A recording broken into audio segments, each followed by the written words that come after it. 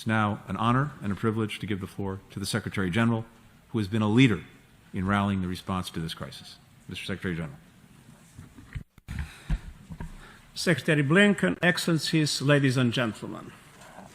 2 weeks ago, I visited the Sahel region of Africa, where I met families who do not know where their next meal is coming from. Severe acute malnutrition, a wasting disease that can kill if left untreated, is rising. Farm animals are already dying of hunger. Leaders told me that because of the war in Ukraine, on top of the other crises they face, they fear this dangerous situation could tip into catastrophe. They are not alone. Global hunger levels are at a new high. In just 2 years, the number of severely food insecure people has doubled, from 135 million pre-pandemic to 276 million today. More than 500,000 people are living in famine conditions, an increase of more than 500% since 2016. As we will discuss in the Security Council tomorrow, these frightening figures are inextricably linked with conflict as well as cause and effect. If we do not feed people, we feed conflict. The climate emergency is another driver of global hunger. Over the past decade, 1.7 billion people have been affected by extreme weather and climate-related disasters. The economic shock caused by COVID-19 pandemic has compounded food insecurity, reducing incomes and disrupting supply chains. An uneven recovery from the pandemic has already put many developing countries on the brink of debt default and restricted access to financial markets. And now, the Russian invasion in Ukraine is amplifying and accelerating all these factors: climate change, COVID-19, and inequality.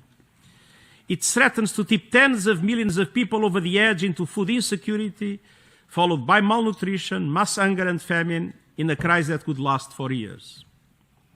Excellencies, between them, Ukraine and Russia produce almost a third of the world's wheat and barley and half of its sunflower oil. Russia and Belarus are the world's number 2 and 3 producers of potash, a key ingredient of fertilizer. In the past year, global food prices have risen by nearly 1/3, fertilizer by more than half, and oil prices by almost 2/3. Most developing countries lack the fiscal space to cushion the blow of these huge increases.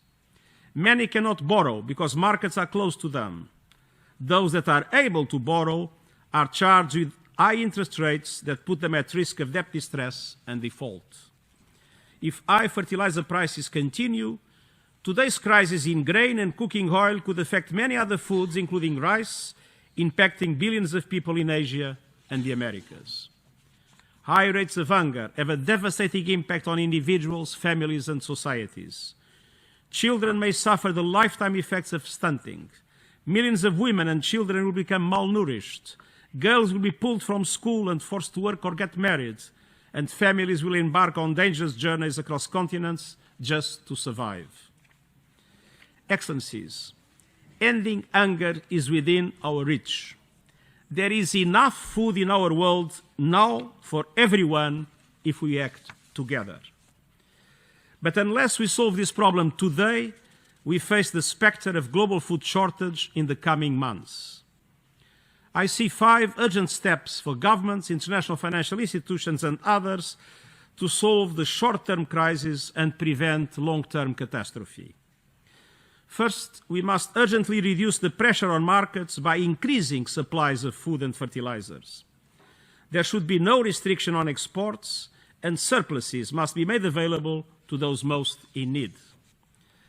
But let's be clear, there is no effective solution to the food crisis without reintegrating Ukraine's food production, as well as the food and fertilizer produced by Russia and Belarus, into world markets despite the war. Russia must permit the safe and secure export of grain stored in Ukrainian ports. Alternative transportation routes can be explored, even if we know that by itself they will not be enough to solve the problem. And Russian food and fertilizers must have unrestricted access to world markets without indirect impediments. I have been in intense contact on this issue at the senior leadership level with the Russian Federation, Ukraine, Turkey, the United States, the European Union, and several other key countries.